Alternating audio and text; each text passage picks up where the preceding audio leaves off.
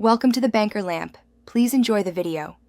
You need the basics in place: Wi-Fi connected and enough battery, because updates can pause on mobile data or low power. Once done, open the App Store and tap your profile icon at top right. This shows pending updates for all apps. You do this first to check whether Notes needs updating or if a system update controls it.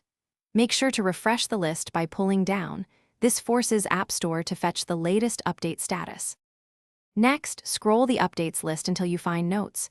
You can also search within the list by typing Notes. Tap Update to fetch the latest version of the app. This installs bug fixes and new features. If you prefer, choose Update All to handle multiple apps at once.